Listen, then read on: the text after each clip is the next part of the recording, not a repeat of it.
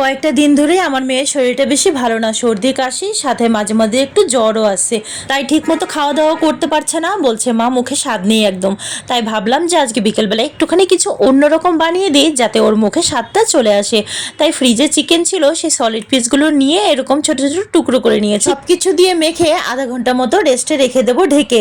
আর এখানে হলুদের পরিমাণটা একটু কমে নিয়েছি, না হলে গ্রিন কালারটা একদমই আসবে না। আর গ্যাসটাকে ধিমি করে একদম ঢেকে ঢেকে ভালো করে বানাতে হবে, যেন ভেতরটা একদম আর সুন্দর করে কুক হয়ে যায়। হয়ে যাওয়ার পর তারপর আমি একটুখানি আগুনে এপিট উপিট করে পুড়িয়ে নিয়েছি। এই হরিয়ালি চিকেন টিক্কাটা তো শুধু শুধুই চাটনি দিয়ে খাওয়া যায়, কিন্তু আমি ভাবলাম শুধু শুধু খেলে তো আর আমার মেয়েটার পেটটা ভরবে না, তাহলে আর ওর রাতেবেলা রুটি খেতে চাইবে না। তাই আমি একটা রুটি বানিয়ে ওর ভিতর ছোট ছোট টুকরো করে কেটে দিয়ে সবকিছু দিয়ে রোলের মতো করে দিয়েছি, তাহলে ওর পেটটাও ভরে যাবে আর কিছু না খেলেও চলবে। তো চলো আজকে টাটা, ভালো লাগলে সাবস্ক্রাইব করে সাথে থেকো, আবার কালকে দেখা হবে। প্লিজ সাথ দিও, তোমাদের সাথ খুব দরকার।